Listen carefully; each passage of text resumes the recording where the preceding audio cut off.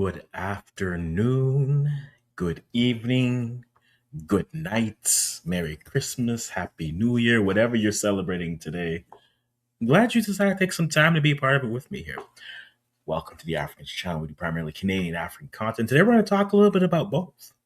Just finished watching Canada start 2026 off on the women's side. It's going to be women football theme, so if you got thoughts on it, drop them. Just finished watching Canada's women's team be victorious over Colombia by the score of 4-1 at the She Believes Cup, which is a good start for the year for Canada if you follow their women's team. From July till the end of the year, they not only didn't score a goal, they didn't look like they belonged on the pitch with their competitors. But we're going to talk about that game, things that we liked that we saw, things we did. Canada winning 4-1 over Colombia in the first game of the She Believes Cup. What does it mean? Well, we're here to talk about it, and talk about it we shall. Let's first get into, and I realized for the first one I did for this year, I didn't follow my process. I just started talking. And that tends to happen sometimes when I'm not organized, and that happened. But first thing we're going to do, we're going to talk about the opposition really quickly. Colombia. What do we take from a team like Colombia? I think for starters, Colombia certainly is a side that does intrigue me getting ready for their qualification run for the World Cup, but also where they stand in women's world football. They're coming off of 2023 where they made the quarterfinals of the World Cup. I believe they would have defeated Jamaica in the round of 16, then reached quarterfinals where they fell. They're a squad which has a lot of interesting names. They didn't have all the names with them. Linda Caicedo was there. Their striker was not, still at Chelsea living life. But they're a team that on their day can be a side that always creates trouble for the side that you're playing. And if you were Canadian walking to this game, you saw the Caicedo, but then you also saw a team in Canada that struggled to look good on the pitch. So there was concerns. Could they score? If this game turned into an up and down game, which is a game that I think Colombia are good at. They are, though they look like a side that can play in different ways, they're a feisty side. And we saw that come out in the second half. But they are a side that, if the game starts to speed up and it turns into an up and down type of a game, a back and forth, as they call it, the fast break type of game, Colombia are comfortable playing in that type of position. The other thing I'm going to say, Linda Caicedo in the first half, what a play. Like, the thing that I like about her is how she's able to just drift. She just drifts into spots. There was one sequence at the beginning of the first, well, about halfway through the first half, they had a deep throw. And you saw all the movement, and then you just saw, and I decided to keep my eye on her, and you saw her just start to drift, drift, and then they got the throw in, and it was flicked on, and then all of a sudden you have Linda Caicedo in space in the box about to make a decision. And I remember saying to myself out loud, how are you letting her just go? But that's part of the thing that makes her an effective player. Does she have the technical ability to move past players? Yes. But she's crafting her movement. I think that's what makes her a difficult player. She can go one-on-one, but then she can also drift into spots where next thing you know, and it happened again later in that first half, where she had the ball out wide. And though she was well covered, again, from the angle on the television, she was just sitting there wide open. They got the ball to her. She tried to move it around, but nothing quite there. But just always got to compliment the players you're playing. They are what's going to grow this game. And Caicedo certainly, though, came up on the wrong end of a 4-1 game. You definitely see what makes her special. I think that's probably why Canada ended up starting Janine Sonis as that right back to kind of shadow Linda Caicedo the best that she could. As of December 2025, Colombia were ranked as high as 18 right before, but dropped to 20th, which is interesting because Canada also dropped to a couple spots and found themselves ranked 10th. So this matchup was between the 10th ranked team in the world by FIFA rankings versus the 20th ranked team by world. But let's get the Canada starting lineup. We had Kaylin Sheridan in net with Janine Sonis. We had Jade Rose, Vanessa Gilles, and Gabby Carl. That was your back four.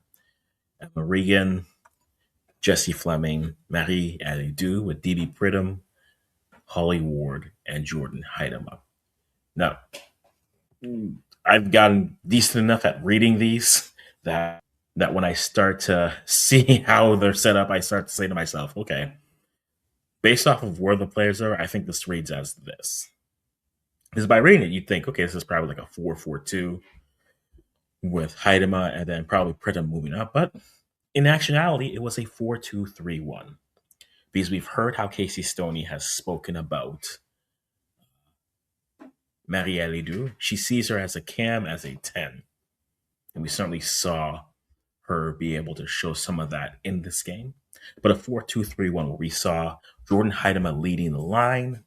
Then you also had BD Pridham on the right, Holly Ward on the left, and then Marie Alidou as the cam.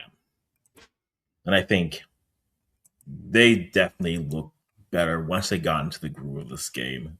Certainly loved what they were able to produce as the game kind of flowed. A few cards, this game turned into the She Believes in Cards game, and it wasn't even Valentine's Day yet. Next year's Valentine's Day is coming. But the game flowed well up until 31st minute. Vanessa Gilles scoring. We'll throw up this overview here for you to take a look. Right. And then Mallory Ledoux got a yellow card in the 34th minute, while Anna Guzman got one in the 29th minute. Substitutions coming in. You had first Nichelle Prince came in for DB Pridham at halftime. And then Simi Ujo came on for Jessie Fleming in the 59th minute. You had Montoya and Robeldo coming on for Izzy and Luba coming later. Vanessa Gilles picked up a yellow in the 64th minute. And Janine Becky off of a set piece. We'll talk about the Vanessa Gilles yellow in a minute. Followed by Sydney Collins coming in for Holly Ward. And then Lacasse coming on for Gabby Carl. And then Marie Levasseur coming on for Janine Becky. Sydney Collins scoring in the 73rd minute. Two more yellows from Levasseur and Lacasse. Then Brooklyn Courtnall coming on to the pitch in the 82nd minute. A penalty given up right before that. Jade Rose, I think a nice mixed bag for her. Robledo comes off and she picks up her second yellow. Then Nichelle Prince scores in the 90th minute, making the score 4-1. Yes, sir. Yes, sir. Yes, sir. Good to see you, sir. I'm glad you. Hey, get your rest. Stay safe. We'll watch everything and we'll be able to talk about it indeed. But yes, that's JD from the We Max It. I Max It, all the Max It crews there. But let's get into some things. I think first half wise, I don't think anyone really had a bad first half. I think for me, the thing I was more curious about is if Casey Stoney's going to apply a high pressure pressing system, you need the right type of pressing players to do so. Right? You kind of see this a bit on the men's side for Canada, where you say, okay, if you're going to press, you can understand whether you agree with the form of the players. You can understand why Marsh wants to use a Daniel O'Shea, why he would put on a Daniel Jebison at the Gold Cup, because the pace, the work rate, getting out, being able to cause that pressure, it helps. And within this side, yes, you have DB Pridham, who is a striker at Auto Rapid in the nice Northern Super League representation. But she's able to be out wide and create some of those abilities. Now, they didn't really feed DB in the first half, and she only played the first half. Afterwards, it was just a lot of, I would say, good defensive work tracking back from her. But in the first half, you saw Holly Ward really be effective. You saw Holly Ward be able to start to get into positions and be dangerous on that left flank for her, which is encouraging, especially when you think about this camp and players like Adrian Leon who weren't there. You see an Olivia Smith who wasn't available, and others. I think that is what makes it encouraging for them. I don't think anyone had a bad first half. The only thing I think I'm curious about moving forward is a player like Jordan Heidema, who is a good nine to have, but I don't know if she's necessarily the best pressing nine for this type of a setup. Can she press? Yes. I've given her her flowers for doing that in past games. I think back to their series of friendlies versus Australia before in 2022/2023, right? But for her style where she drops in to start with the build up, her then retracing and filling up those spaces, it feels that when she does that, all of a sudden now you have that gap.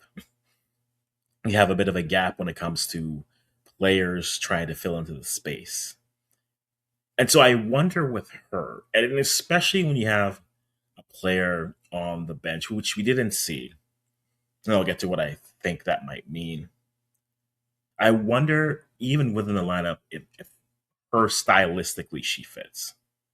I think for the first half that works, especially when you're trying to build up, but especially when the second half started. And yes, she had some moments where she pushed the line, created space behind, but especially in a game where you have the lead, and now you know teams are going to start to commit more players forward, and now you're going to start to play more on the transition.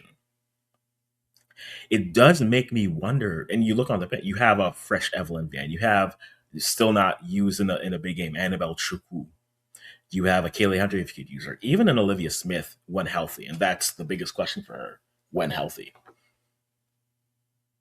And I almost want to say, like, if you're going to start Jordan Heidema at that position, I think there's a lot of value that she brings. Set piece attacking, set piece defending. She had a goal that was put off because she was offside, drifted a bit off on the counter. But especially based off of the games and the teams that you'll play, where other teams will have to commit more players forward. I almost feel like you'd want to, if you're going to start her for the half. But then once, if you get that lead, that 1 to 2 goal cushion, yes, you may sacrifice a bit in set piece defending and some set piece creativity, but you still have Vanessa Gilles who just continues to score for Canada. But then some of those forwards for a transition game where then they can defend and counter, I think Canada is set up for that. And I'm curious to see how that'll look like, especially when we get to against the US game, which comes a little bit later. Um, but yeah, I'm curious what they decide to do with a player like Jordan because she got the first start. Whether some people think she deserved it, that's on them. They can have their opinions, but I'm very much curious to see what they decide to do with Jordan moving forward. Give me some more flowers like Holly Ward. I if I look at this team right now, I'm not necessarily going to say that she is locked in as a starter, but I, tell me why she shouldn't be. Tell me why she shouldn't be locked in as a forward, as a winger for Canada. She's dangerous on the ball. She tracks back well, and she's effective in that role. Like I'm not sure why you don't start her. I'm wondering what reasons you would have to not. Now, granted, again, we only saw her when we've only seen her really. We haven't seen her too much against some the bigger sides, and maybe she gets to start against the U.S. and that gives us a good ability to really rate what she's been able to do and what she can do against some of the higher competition in the world. But I mean, Holly Ward, not much more to say. Effectively good. effectively dangerous as well. Just to give you some of the ratings, we're using Flash Score here. So if you're wondering where I'm getting these numbers from, that's where. Uh, Haidema, we talked about her as 6.7 for them. I thought the midfield for Canada was effectively good, right? And that allowed them the wing play to be also effectively good. I think they really opened up and were really well. Regan and Fleming looked good. If we're always going to play with a cam, I could see Ali Nu being that. I would argue, though, I think if healthy, I think the cam will be probably the perfect spot for an Olivia Smith. And it's something in conversation with a few a few others, but I think for her in that position, plus with wingers who can understand to fill in space, would be interesting, right? We saw Olivia Smith at the U20s, and she would do this. She would drift out wide, and then Florian Jordan would come back inside, right? Or Flo would drift out wide, and Liv would be in the middle. So I think Ali Do pouring well gives you some just tantalizing opportunities for what could be when it comes to Canadian women's national team. DB Pridham, we talked about her already. I think solid for half of play. I hope she doesn't get the Marielle Du treatment. By that I mean you get one good half versus a quality side, and then she never sees the pitch again. That's what happened to Ali Du. She played against Spain and then felt like she just disappeared. Emma Regan, good.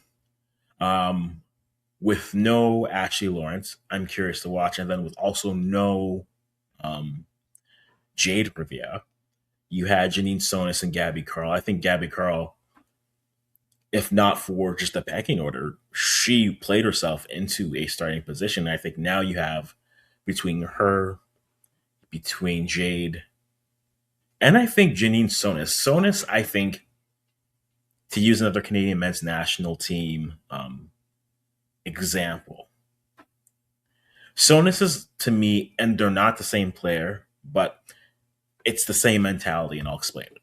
I think if you need to decide what Janine Sonis is, even though she can play a lot of different places, but when you decide what she is, it opens up the other positions that she can play to other players who can step in. It's a similar conversation that we'll have with Alfonso Davies, where some will say, is he a left midfielder? Is he a left winger? Is he a left back? But decide what he is. And I think based off of the depth that you have in the program, yes, you still have Sydney Collins. Yes, you still have DB Pridham. You have Holly Ward.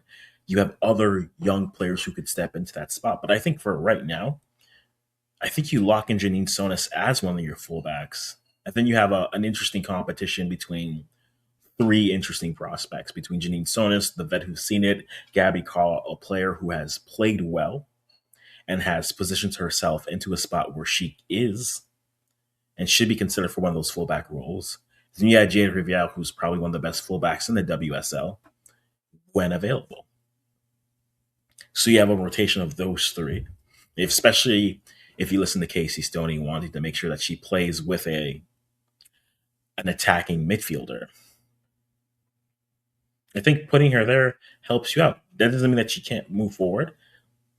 I think having those instincts it does create some great opportunities for you for what the player could be and what that space can create moving forward. But it's exciting. I think for Canadians, we haven't seen them score an actual goal since July of last year. Gone 8 months without seeing a goal, let alone multiple goals in this economy. It felt really good to see. Otherwise, I mean, Vanessa Gilles, she picks up the yellow. And this is the one thing I like about Colombia. They're a feisty side, but they will play for a card. And for a team that, I'm like, you guys are talented. You don't have to do that. You really don't. But they played for it. And Vanessa, you rarely see Vanessa get up and react that way. It was a late challenge, and they are a team that have shown in this game and in other games. Like we saw that at the last Women's Gold Cup, right? They'll instigate. They'll try to instigate it. Who's now? I'm remembering there's There's a video when they played Jamaica at the World Cup where I think it would have been Santos or one of the Colombian players just kept on walking into a Jamaican player, and the Jamaican player was just like, "I have the patience of the saints. Stop it, stop it, just stop." But they're a side that will push like to make the male comparison again. They are a solid Central American side. That's how they play stylistically, and that's a bit South American as well. But rarely do you see Vanessa Gilles react and come back to confrontation like she did. But that yellow happened. You had other yellows coming in. the The pool is deep, and I know that's been a conversation point for some Canadians where they say we don't have a. Well, Casey Stoney said they didn't have that deep of a pool. You see the players like Chloe Lacasse coming back onto the pitch today, which was great for her. I mean, right? Players coming in: Simi Awujo, Sydney Collins, Marie Levasseur, Chloe Lacasse, Brooklyn Courtnall, Nichelle Prince. Those were the six today. That's not counting the Jade Rivieros who weren't available when they were injured because of their injury. Olivia Smith, the same thing. On the bench, where you also have an Annabelle True who wants to come in and make a difference, right? A Kaylee Hunter who hasn't had the opportunity yet but will, and Evelyn Vienne. The pool is deeper. We just don't really dip our toes into it. And I think that's where it is. I think the other thing I think that's curious for me is looking at how Sydney, how Casey Stoney moved things around. I am very curious to see. It reads to me, and looking at the players, it reads like maybe you see Evelyn Vienne versus United States, thinking it'll be more of a defending counter type of a game. And I think maybe you see a Kaylee Hunter or an Annabelle Chiku in that game. But the way that it's seeming to me, I feel as if we're going to see Hunter, Chukwu, maybe a half of Brooklyn Courtnall, Sydney Collins. For lack of better words, I think they're going to see the kids. We're going to see the kids against Argentina. But then I think she gives some of those veterans another shot versus the United States to see kind of how that group holds up versus it. And I think that would be interesting if it's not working. I would personally say try something different and see what happens against the US. It won't kill you because at the end of the day, you most likely will play them again, probably at the World Cup qualifiers. If I was Casey Stoney, I would set up to just give these kids a shot, see what happens, right? Give Brooklyn Courtnall a start against the US. Give Kaylee Hunter a half. Give Annabelle Chukwu a half. Give Evelyn Vienne a half. Now, I don't know if you can do that. Well, you could do Evelyn Vienne and Chukwu. You just platoon them 45-45. But I am curious to see what they ultimately do. But I think, again, solid game overall. Sheridan gives up a penalty. Jade Rose gave up a penalty, but I think defending wise was good. I think physical shoulder to shoulder contact in the box. Um, you're at the mercy of how the player wants to play it and how the ref wants to look at it. But I think Jada Rose has always been a good 1v1 defender. So I think for her, just continue to grow within that. And I'm liking what she's been able to do as well. But yeah, for Canada, a solid start to the year. They haven't seen this many goals since they played Costa Rica in June of 2025. They haven't scored a goal since. So congratulations to them. I'm excited to see what comes up next of this. And we'll go from there and talk about what we are curious to see going. I think right now the USA is playing Argentina in the She Believes Cup, and I'm sure that game will be respectable in many ways. But I'm curious to see what you guys think about it. Let me know in the comments below, and we'll kind of go from there.